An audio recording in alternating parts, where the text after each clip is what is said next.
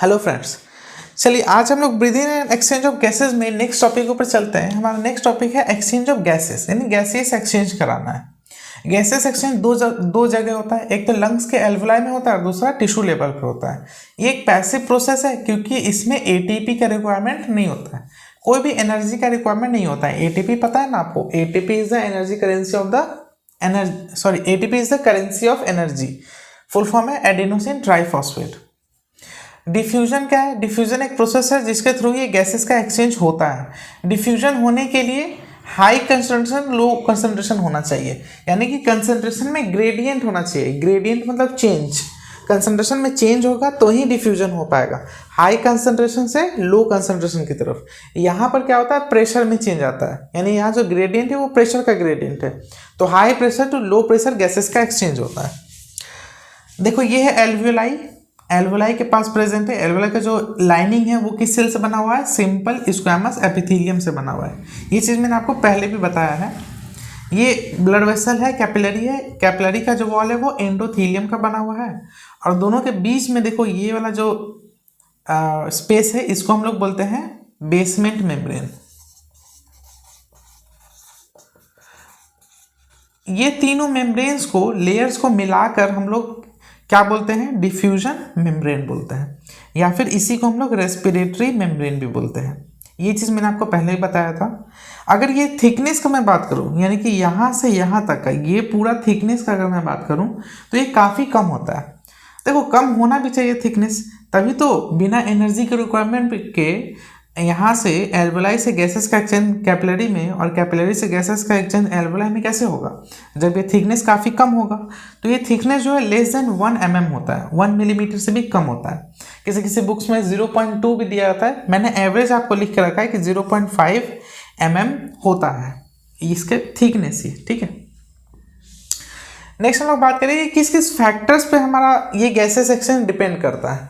सबसे पहला फैक्टर है थिकनेस ऑफ डिफ्यूजन मेम्ब्रेन, यानी कि ये जो डिफ्यूजन मेम्ब्रेन का थिकनेस है इस पर डिपेंड करता है। जितना ज़्यादा थिन होगा, मतलब जितना ज़्यादा कम इसका होगा थिकनेस, उतना ही जल्दी डिफ्यूजन हो जाएगा, फास्ट डिफ्यूजन हो जाएगा, यानी उतना ज़्यादा गैसेस एक्सचेंज होगा। तो ये लेस देन मैंने 1 mm लिखता है ना, 1 mm से भी कितना लेस देन है? 0.2 है, 0.5 है, 0.6 है। जितना कम रहेगा उतना ही कम थिकनेस होगा, उतना ही ज़्यादा गैसेस एक्सचेंज होगा। दूसरा solubility of gas in blood. अब ब्लड में किस गैस का कितना सॉल्युबिलिटी है इस पर भी डिपेंड करता है। जो गैस जितना ज़्यादा सॉल्युबल होगा ब्लड में वो उतना ही ज़्यादा गैसेस एक्सचेंज परफॉर्म करेगा। जैसे एक डाटा लिखा हुआ है कि ऑक्सीजन का जितना भी होता है सॉल्युबिलिटी ब्लड में, उससे 24 टाइम्स ज़्यादा होता है सॉल्युबिलिटी किसका? कार्बन डाइऑक्साइड का। और इससे भी ज़्यादा होता है सॉल्युबिलिटी कार्बन मोनोऑक्साइड का, ठीक है। वो हम लोग पढ़ेंगे बाद में। ये 24 टाइम्स जो मैंने डाटा लिखा है, किसी किसी बुक्स में एवरेजली 20 to 25 लिखा रहता है, मैंने एग्जैक्ट लिखा है 24 टाइम्स ही होता है। और थर्ड फैक्टर है पार्शियल प्रेशर। सबसे पहले समझो पार्शियल प्रेशर क्या होता है। जैसे हमारे पास एक मिक्सचर ऑफ गैसेज है, उसमें से एक पार्टिकुलर गैस का अगर प्रेशर हम लोग निकालें तो उस पार्टिकुलर गैस के प्रेशर को हम लोग बोलेंगे पार्शियल प्रेशर। जैसे हमारे पास बहुत सारे गैस हैं, एक जार में ऑक्सीजन है, कार्बन डाइऑक्साइड है, नाइट्रोजन है, उसमें से हम लोग को बताना है कि ऑक्सीजन कितना प्रेशर एक्सर्ट कर रहा है, तो हम लोग बोलेंगे partial pressure of oxygen. Carbon dioxide कितना प्रेशर एक्सर्ट कर रहा है, तो हम लोग बोलेंगे partial pressure of carbon dioxide. तो पार्शियल प्रेशर मतलब क्या होता है? Pressure of particular gas in a mixture of gas. एक मिक्सचर ऑफ गैस में एक पार्टिकुलर गैस का क्या प्रेशर है उसी को हम लोग बोलते हैं पार्शियल प्रेशर। देखो लंग्स में क्या होता है, लंग्स में ऑक्सीजन बाइंड होगा, यानी ऑक्सीजन जाएगा ब्लड में, यानी कि लंग्स में पार्शियल प्रेशर ऑफ ऑक्सीजन क्या है? कार्बन डाइऑक्साइड के कंपैरिजन में ज़्यादा है। जबकि टिश्यू में क्या होगा कि ऑक्सीजन हेमोग्लोबिन से रिलीज हो जाएगा और कार्बन डाइऑक्साइड हेमोग्लोबिन के साथ बाइंड हो जाएगा। हेमोग्लोबिन का स्ट्रक्चर भी हम लोग देखेंगे। तो टिश्यू के लेवल पे क्या होता है, ऑक्सीजन का पार्शियल प्रेशर कम होता है और कार्बन डाइऑक्साइड का पार्शियल प्रेशर ज़्यादा होता है। जिसका पार्शियल प्रेशर ज़्यादा होगा हेमोग्लोबिन के साथ वही बाइंड करेगा। तो लंग्स में हेमोग्लोबिन के साथ बाइंड कौन करता है? ऑक्सीजन। और वो ऑक्सीजन को लेकर के पूरे बॉडी पार्ट्स तक पहुंचाता है, तो वहाँ पर पार्शियल प्रेशर ऑफ ऑक्सीजन क्या होता है, ज़्यादा होता है as compare to carbon dioxide. जबकि टिश्यू लेवल पे क्या होता है, ठीक इसका अपोजिट होता है। इसलिए टिश्यू लेवल पे हेमोग्लोबिन से ऑक्सीजन रिलीज हो जाता है और कार्बन डाइऑक्साइड जाकर ऐड हो जाता है। ठीक है, अभी हम लोग उसको डिटेल चलो। अब हम लोग नेक्स्ट समझते हैं एक्सचेंज ऑफ गैसेज में कि कैसे कैसे हो रहा है। देखो, सबसे पहली बात ये समझो कि यहाँ पर जो भी सर्कुलेशन आपको दिख रहा है, सर्कुलेशन मतलब ब्लड का सर्कुलेशन, वो दो तरह का होता है। एक तो होता है पल्मोनरी सर्कुलेशन और एक होता है सिस्टेमिक सर्कुलेशन। पल्मोनरी सर्कुलेशन वो सर्कुलेशन है ब्लड का और ब्लड वेसल्स का बिटवीन लंग्स यानी alveoli of lungs and heart. मैंने आपको बताया था कि हार्ट भी एक कार्डियोवास्कुलर सिस्टम है जिसका कि रेस्पिरेशन में काफ़ी इंपॉर्टेंट रोल है। हार्ट क्या करता है, ऑक्सीजनेटेड ब्लड को डीऑक्सीनेटेड ब्लड को ऑक्सीजन प्रोवाइड कराता है लंग से, फिर लंग से वही ऑक्सीजनेटेड ब्लड को लेकर के और पंप करता है ताकि वो बॉडी के हर एक पार्ट में ऑक्सीजनेटेड ब्लड पहुंच पाए। तो हार्ट का इंपॉर्टेंट रोल है। तो हार्ट और लंग्स के बीच में जो सर्कुलेशन आपको दिख रहा है उसको हम लोग बोलते हैं पल्मोनरी सर्कुलेशन, और हार्ट और बॉडी टिश्यू या ऑर्गन्स के बीच में जो भी सर्कुलेशन आपको होगा वो होगा सिस्टेमिक सर्कुलेशन। इसलिए हार्ट और लंग्स के बीच में जो भी ब्लड वेसल्स प्रेजेंट है उसको हम लोग पल्मोनरी आर्टरी या पल्मोनरी वेन बोलते हैं, और हार्ट और टिश्यू के बीच में जो भी ब्लड वेसल प्रेजेंट है उसको हम लोग सिस्टेमिक आर्टरी और सिस्टेमिक वेन बोलते हैं। देखो, पार्शियल प्रेशर का यहाँ पर सारा खेल है, क्योंकि पार्शियल प्रेशर में ग्रेडियंट होगा, पार्शियल प्रेशर में चेंज होगा, तभी वो high pressure to low pressure diffusion होगा। तो पार्शियल प्रेशर में ग्रेडियंट होना काफ़ी इंपॉर्टेंट है। पार्शियल प्रेशर नहीं बोल रहा हूँ, पार्शियल प्रेशर में ग्रेडियंट यानी कि चेंज होना काफ़ी इंपॉर्टेंट है। जैसे देखो, आप एल्वोलाई में देखोगे तो एल्वोलाई में पार्शियल प्रेशर ऑफ ऑक्सीजन कितना होता है, 104 mmHg। प्रेशर को हम लोग मेजर करते हैं mmHg के टर्म में, ये यूनिट है। ठीक है, तो 104 हो गया partial pressure of oxygen in alveoli. जबकि इसके एडजेसेंट कैपिलरी में हम लोग देखेंगे तो वहाँ पर क्या है, पार्शियल प्रेशर ऑफ ऑक्सीजन कितना है, 95 है। तो क्या यहाँ पर ग्रेडियंट है, चेंज है पार्शियल प्रेशर में, बिल्कुल चेंज है। और कहाँ से कहाँ फ्लो करेगा, high pressure to low pressure, जिसके कारण क्या होगा कि यहाँ से ऑक्सीजन डिफ्यूज होकर कहाँ आ जाएगा, इस कैपिलरी में आ जाएगा, जहाँ पर पार्शियल प्रेशर ऑफ ऑक्सीजन कम है एज कम्पेयर टू एल्वोलाई। और ये ऑक्सीजन मतलब जब ऑक्सीजन इस ब्लड वेसल में आ गया तो यहाँ पर जो भी ब्लड प्रेजेंट है वो क्या बन गया, वो बन गया ऑक्सीजनेटेड ब्लड बन गया। और ये ऑक्सीजन को कैरी कौन करता है, ऑक्सीजन का कैरियर कौन है, यानी ब्लड का पिगमेंट है वो हेमोग्लोबिन। हेमोग्लोबिन ऑक्सीजन को कैरी करेगा। तो रेस्पिरेटरी पिगमेंट बोले या फिर ऑक्सीजन कैरियर बोले, वो कौन है, हेमोग्लोबिन। उसके बारे में हम लोग भी पढ़ेंगे डिटेल में हेमोग्लोबिन के बारे में। तो यहाँ से देखो, ये जो ब्लड गया ये ऑक्सीजनेटेड ब्लड है। अब ये हार्ट में जाएगा, हार्ट क्या करेगा, उस ऑक्सीजनेटेड ब्लड को लेकर के पूरे बॉडी में पंप करेगा। तो जिस ब्लड वेसल के थ्रू ऑक्सीजनेटेड ब्लड लंग से हार्ट में आता है उसको हम लोग बोलते हैं पल्मोनरी वेन। ध्यान रखना, बॉडी में सारे वेन हैं जो कि डीऑक्सीजनेटेड ब्लड को कैरी करते हैं accept pulmonary vein. Pulmonary vein जो है वो ऑक्सीजनेटेड ब्लड को कैरी करता है, जबकि पल्मोनरी आर्टरी जो है वो डीऑक्सीजनेटेड ब्लड को कैरी करता है। हालांकि बाकी सारे आर्टरी जो है वो ऑक्सीजनेटेड ब्लड को ही कैरी करते हैं। ठीक है, तो ये एओर्टा के थ्रू, एओर्टा जो है वो आर्टरी का ही लार्ज डायमीटर वाला वेन है, लार्ज डायमीटर वाला आर्टरी है, उसको हम लोग एओर्टा बोलते हैं। मतलब डायमीटर के अकॉर्डिंग आर्टरी और वेन का बहुत सारा टाइप्स है, एओर्टा, आर्टरी, आर्टेरियोल। तो देखो, एओर्टा जो है वो इस ऑक्सीजनेटेड ब्लड को लेकर के पूरे बॉडी के टिश्यू में जाएगा। देखो, एक्चुअली एओर्टा का जो ओपनिंग है वो यहाँ से होता है, इस तरह से बुक्स में डायग्राम बना के दिखाता है, लेकिन मैंने इजी समझने के लिए मैंने इस तरह से बना के आपको दिया है। तो एओर्टा में चला जाएगा। अब एओर्टा में क्या होगा, जो पार्शियल प्रेशर पल्मोनरी वेन में होगा वही पार्शियल प्रेशर एओर्टा में भी होगा, क्योंकि यही ब्लड तो यहाँ पर आ रहा है एओर्टा में। तो यहाँ पर 95 था पार्शियल प्रेशर ऑफ ऑक्सीजन, तो एओर्टा में भी पार्शियल प्रेशर ऑफ ऑक्सीजन क्या होगा, 95 ही होगा। Partial pressure of carbon dioxide यहाँ कितना है, 40 है, तो यहाँ पर भी कार्बन डाइऑक्साइड का प्रेशर 40 ही रहेगा। तो पल्मोनरी वेन और एओर्टा में क्या है, पार्शियल प्रेशर सेम है। ठीक है, इस बात को ध्यान रखना। अब एओर्टा जो है वो ऑक्सीजन को लेकर गया टिश्यू के पास। टिश्यू के पास देखो क्या है कि टिश्यू में यहाँ पर क्या होता है कि प्रेशर ऑफ CO2 जो है, ऑक्सीजन जो होता है उसका प्रेशर होता है 40, जबकि पार्शियल प्रेशर ऑफ CO2 कितना होता है, 45।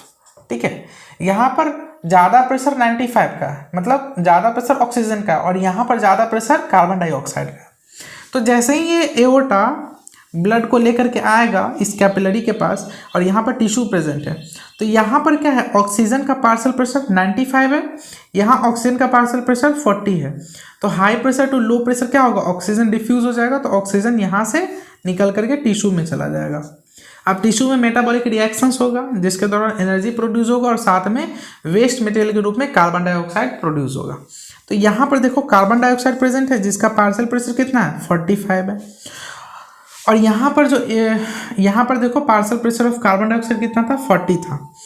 तो partial pressure of carbon dioxide tissue में ज़्यादा है as compare to blood vessel, जिसकी वजह से कार्बन डाइऑक्साइड रिलीज हो जाएगा कहाँ, high pressure to low pressure, यानी कि ब्लड वेसल में कैपिलरी में रिलीज हो जाएगा। तो वो ब्लड वेसल जो कि डीऑक्सीडेंटेड ब्लड को लेके जा रहा है, यहाँ पर ऑक्सीजन तो है नहीं, CO2 है, तो इसको हम लोग बोलेंगे डीऑक्सीडेंटेड ब्लड।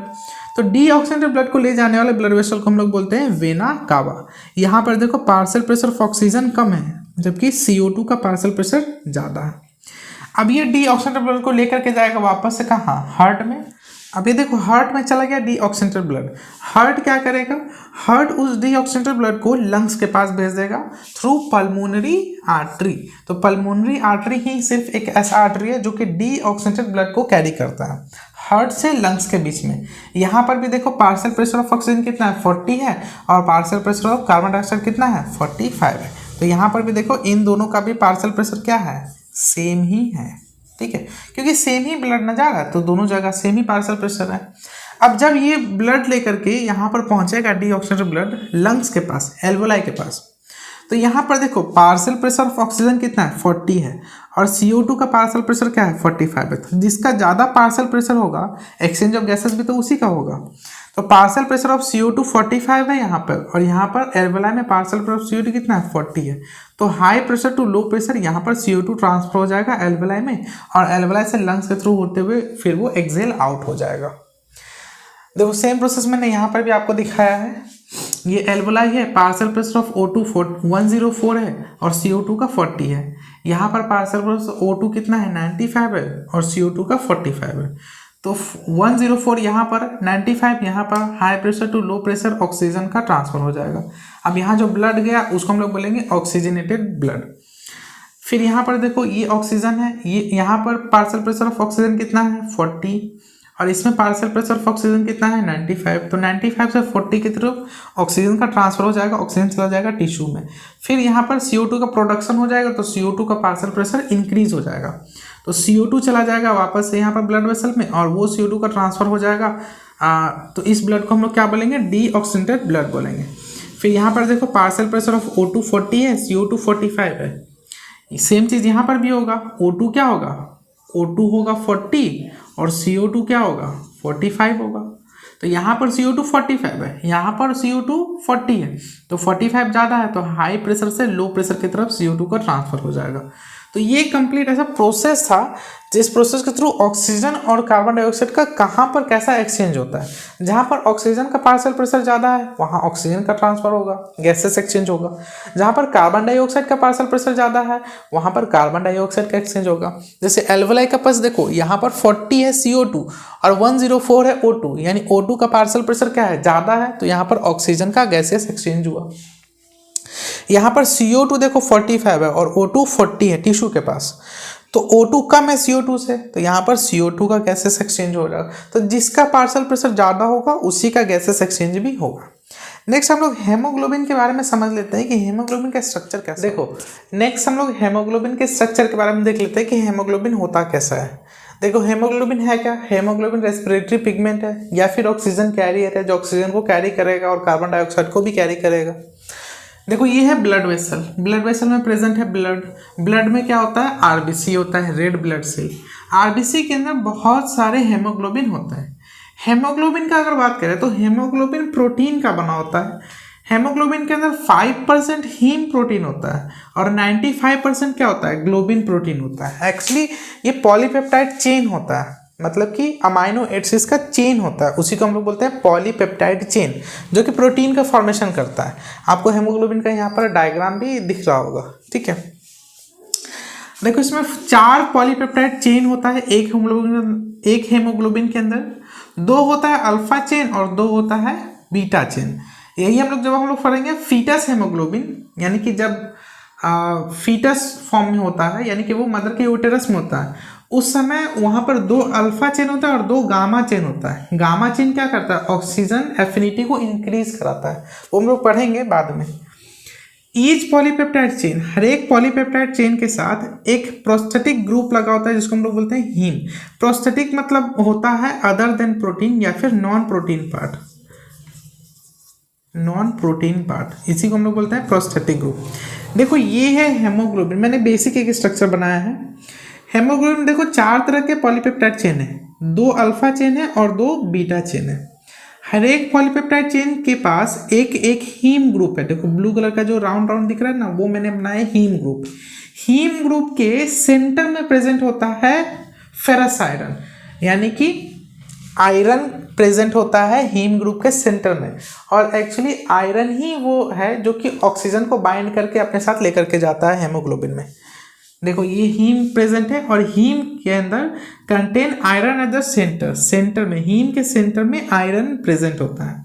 आयरन किस फॉर्म में होता है, फेरस फॉर्म में होता है, यानी Fe+2 आयन के फॉर्म में प्रेजेंट होता है। साथ में यहाँ पर फेरस आयन के साथ साथ एक अमाइनो एसिड भी प्रेजेंट होता है। उस अमाइनो एसिड का क्या नाम है, हिस्टिडीन है। हिस्टिडीन का काफ़ी इंपॉर्टेंट रोल है ऑक्सीजनेशन में, यानी ऑक्सीजन को ऐड करने में हिस्टिडीन का काफ़ी इंपॉर्टेंट रोल होता है।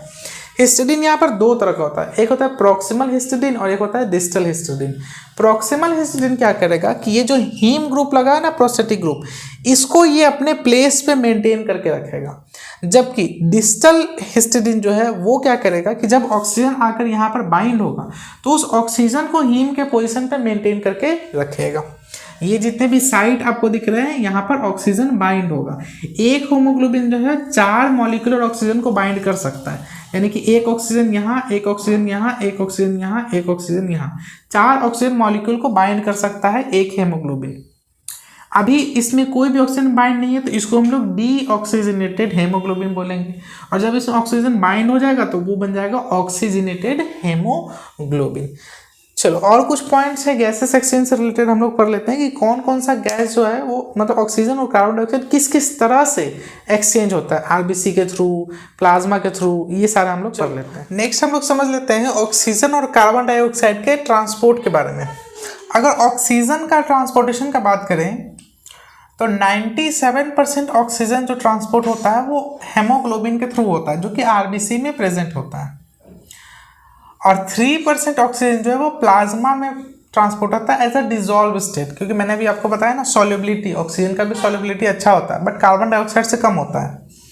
तो डिजॉल्व स्टेट में यानी प्लाज्मा क्या होता है भाई पता है ना, ब्लड का 2 पार्ट है, liquid part plasma, solid part body cells, जिसमें क्या आते हैं आरबीसी, डब्ल्यूबीसी एंड प्लेटलेट्स, जिसमें से प्लाज्मा 55% होता है और सारे सेल्स मिला करके 45% होते हैं।